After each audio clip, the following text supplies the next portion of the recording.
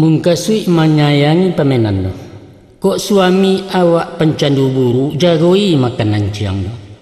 Pagi akai bungkuih nasi sarato tabuang ayenyo. Si patu icuci jaket lepis jotopi moris usah nang kurang kalangkapan. Santano hobinya olahraga. Ingatkan jadwal latihan raket usah sembarang letak siapkan kawih si patu.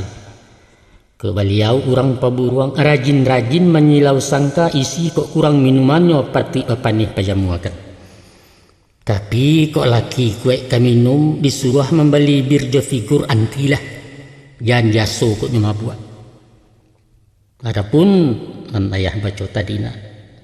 Nampaknya masalah remeh tetek bengek soal sepele. Namun kepedulian macam itu akan melayakan rasa hormat. Itulah parakek jiwa ambalau kasiah ju sayang. Kemudian daripada itu kini masuk pasal ketiga tentang mendangakan keceknya. Artinya mendangakan kecek bukan bak mendengar warta berita tanpa respon tanpa reaksi, bukan itu. Tapi simakkan isi katanya. Kemudian manggualah koleyelo karajokan kolej patwi. Dan sanu nemburuak disabuinya indak sesuai jo pangana, usah langsung dijawab kontan ijan dulu ditanggapi konan membantah membalintang palapeh saja dulu. Beko, cari masunan elok di saat bungo sedang kambang perhatian sedang taboka suasana santai baku cindan.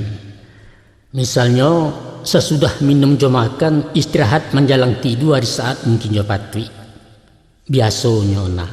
Kalau momennya tapi mengizinkan tak ada nang sandek jalan kapa pasti melapeh ke subarang sareknya mesti jalan tapi.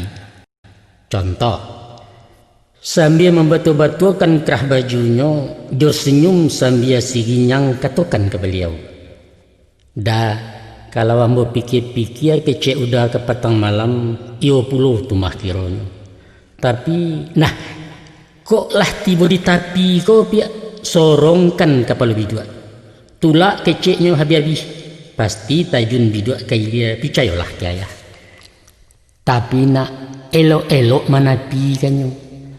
Agak wibawanya jan talenggo martabatnya kata singguang hormat jan sumbiang ke suami.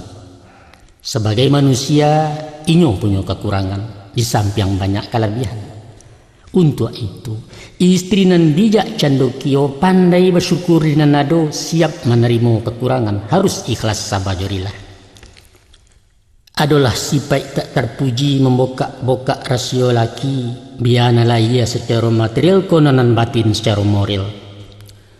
Sebaliknya pula, ijan suko membangga-bangga memuji bakadataran suami awak lanan santiang, suami awak lanan gagah paling hebat paling setia. Janganlah mencibia orang beko.